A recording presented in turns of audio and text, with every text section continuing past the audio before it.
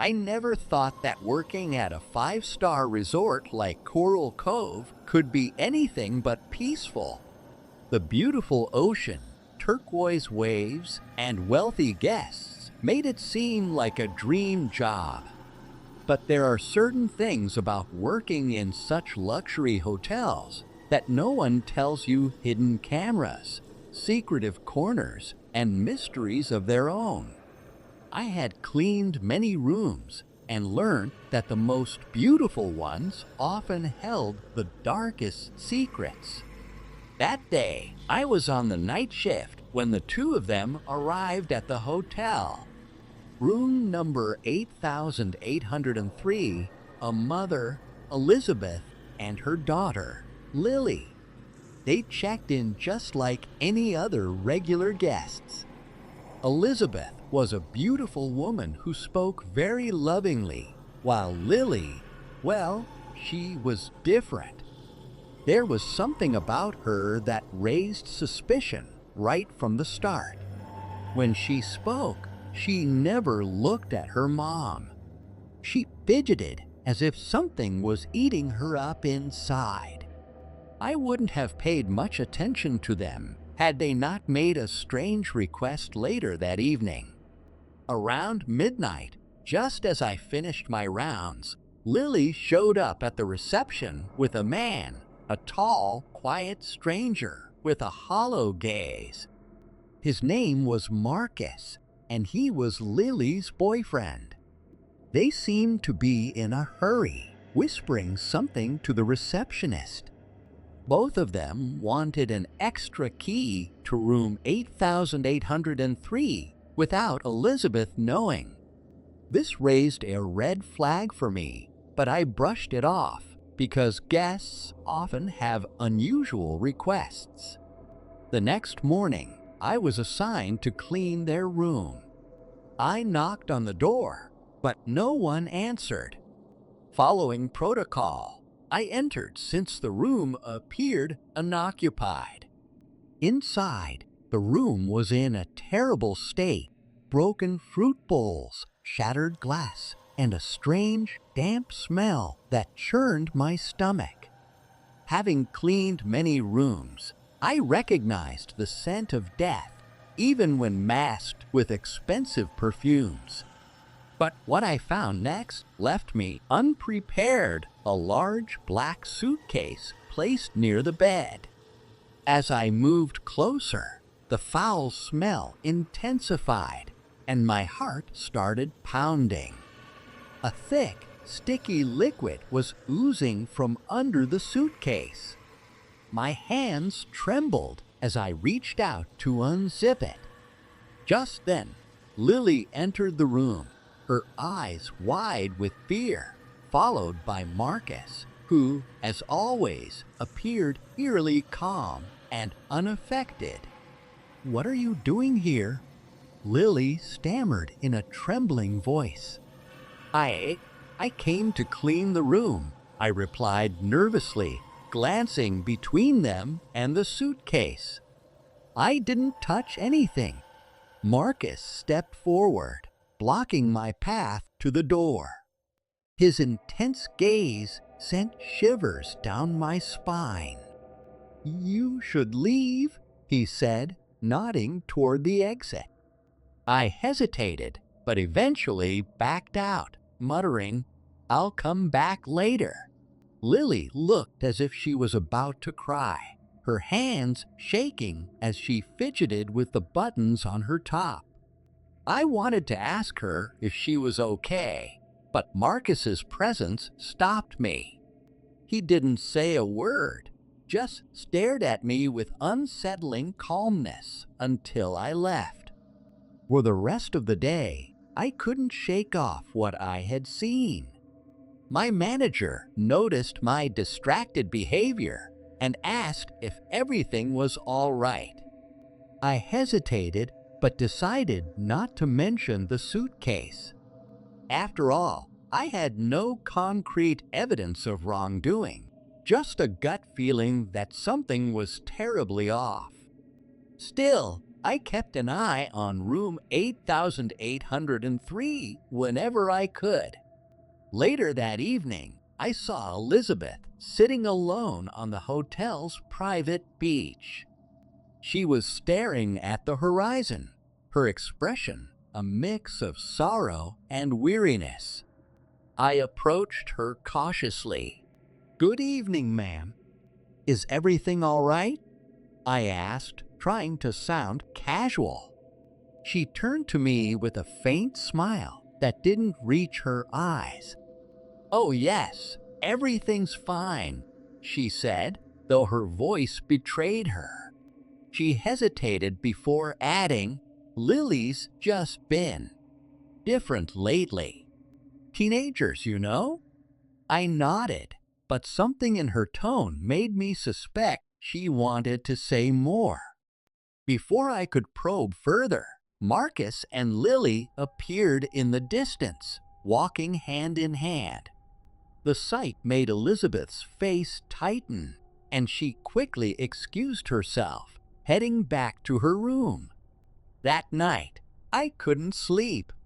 My thoughts kept returning to the suitcase and the strange dynamics between Lily, Marcus, and Elizabeth. Unable to resist my curiosity, I decided to review the security footage from the hallway outside room 8803. I had access to it as part of my job, though it wasn't something we were supposed to do without a valid reason. But I needed answers. The footage revealed little at first, just ordinary comings and goings. But around 3 a.m., I saw Marcus wheeling the black suitcase down the hallway, heading toward the service elevator. He returned about 20 minutes later, empty-handed. My heart raced as I wondered what he had done with it. Where had he taken it? And what was inside? The next morning, I noticed that Elizabeth and Lily were nowhere to be seen. When I asked the receptionist about them, she mentioned that they had checked out unexpectedly. This struck me as odd, considering they were supposed to stay for another 3 nights. My manager assigned me to clean their room once again, and I braced myself for what I might find. The room was eerily spotless this time, as if no one had ever been there. The black suitcase was gone, and the strange smell had vanished. But something felt off. As I cleaned, I noticed a small, folded piece of paper tucked under the mattress. Curiosity got the better of me, and I opened it. The note contained only 3 words: "Help me, Lily." My blood ran cold. I knew I couldn't ignore this. I took the note to my manager, who dismissed it as a prank. Frustrated and scared, I decided to take matters into my own hands. I contacted the police anonymously, providing them with the details about the suitcase, the footage, and the note. A few days later, I learned from the news that the police had found a black suitcase buried in a remote area near the hotel. Inside, they discovered the body of a woman matching Elizabeth's description. The investigation revealed that she had been dead for over 24 hours before the checkout. Lily and Marcus were nowhere to be found. The revelation shook me to my core. I kept replaying my encounters with them, wondering if there was something I could have done to prevent this. The hotel tried to keep the incident quiet, but whispers among the staff grew louder. Some claimed they had seen Marcus lurking around the hotel after the murder, while others believed Lily had been coerced into helping him. Months passed, and the case remained unsolved. The police couldn't locate Lily or Marcus, and the note she left behind became a haunting reminder of the tragedy. I eventually quit my job at Coral Cove, unable to shake the memories of room 8803. Even now, I sometimes dream of the black suitcase and wake up in a cold sweat. The pristine facade of luxury resorts hides many secrets, and I've learned that some mysteries are better left unsolved. But the look in Lily's eyes that day, a silent plea for help, will haunt me forever. Working at Coral Cove Resort was a dream job for many. Nestled in Bali's most picturesque coastline, it was where the rich and famous came to escape their worries and indulge in luxury. For me, it was a stable job, offering enough to support my family while giving me access to stories of glamour and mystery. But one story, one moment would forever haunt me, etched in my memory like a scar I couldn't ignore. It started like any other evening shift. Room 8803 had been booked for a week by a woman named Elizabeth Etwell. She was in her late 50s, radiating the kind of confidence and poise that comes with old money. I often saw her lounging by the infinity pool, a book in hand, her wide-brimmed hat shielding her porcelain skin from the tropical sun. She wasn't alone for long. A few days into her stay, her daughter, Lily, arrived. The resemblance between them was striking, though Lily's demeanor carried an edge, a hint of restlessness that her mother lacked. Soon after, Marcus appeared, a man whose presence could only be described as unsettling. He wasn't loud or obnoxious, but there was something about the way his eyes darted around the lobby, as if calculating something unseen, that made me uneasy. Room 8803 was their suite, a sprawling space with panoramic ocean views, plush furnishings, and a private balcony. It was designed for comfort and seclusion, which is perhaps why no one noticed anything unusual at first. Guests like the Etwells valued their privacy, and we respected that. But as the week went on, whispers began to circulate among the staff. A housekeeper mentioned strange noises coming from the room, whispers that carried an edge of urgency, muffled thuds that stopped as quickly as they started. Others noticed how Lily and Marcus seemed to avoid the common areas, preferring the anonymity of room service and late-night walks. On the night in question, I was assigned to the floor where room 8803 was located. As I walked past their door, a faint metallic smell lingered in the air, sharp and sour, like rust. I paused, my hand hovering near the handle, but dismissed the thought. Guests often brought seafood back to their rooms, and the tropical heat could amplify odors. Still, something didn't sit right. Later that night, a call came from room 8803. Lily's voice was clipped, almost frantic. She requested fresh towels and ice, her tone leaving no room for questions. When I arrived with the items, Marcus answered the door, his face partially hidden by the dim lighting. The room was an odd mix of chaos and order. The bed was unmade, with sheets partially pulled off, yet the dining table was meticulously arranged. But what drew my attention and dread was the suitcase near the bed. It was large, too large for a casual vacation, and its placement felt deliberate, as though it had been dragged there with effort. Marcus took the towels without a word and shut the door before I could step inside. As I walked away, the image of the suitcase nagged at me. Something about it was wrong. Once out of the room, I hurried to the storage closet, trying to calm myself. My mind raced.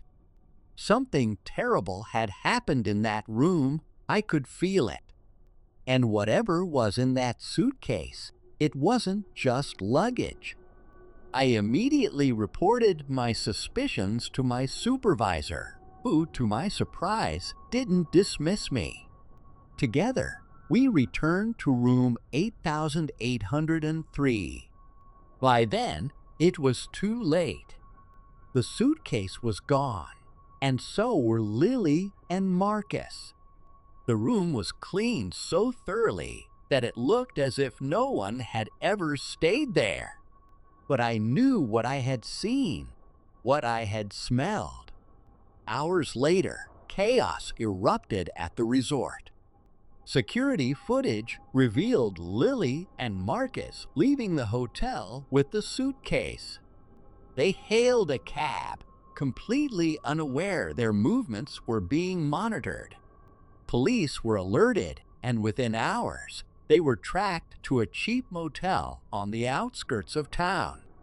When officers arrived, Lily broke down in tears, sobbing uncontrollably as they handcuffed her. Marcus, on the other hand, remained motionless, his cold gaze fixed on some distant point. The news spread like wildfire. Headlines painted a grim picture of a daughter and her boyfriend murdering Elizabeth Atwell, a wealthy widow known for her philanthropic efforts. Elizabeth had inherited her late husband's vast fortune, which she managed with shrewdness and care. However, she refused to hand over any of it to Lily until she demonstrated responsibility and maturity. Marcus, who had always viewed wealth as a shortcut to power, had no patience for such conditions. Together, they devised a plan to claim what they believed was rightfully theirs. Under the pretense of mending their strained relationship, Lily invited her mother to Bali. Elizabeth, ever hopeful, agreed.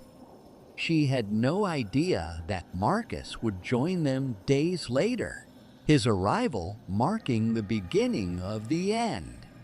Over dinner one evening, Elizabeth fell ill poisoned by a drink Marcus had prepared. What followed was a chilling sequence of events that left Elizabeth lifeless on the suite's marble floor. They packed her body into the suitcase, intending to dispose of it far from the resort. But their plan unraveled when they underestimated how much attention their suspicious behavior had drawn.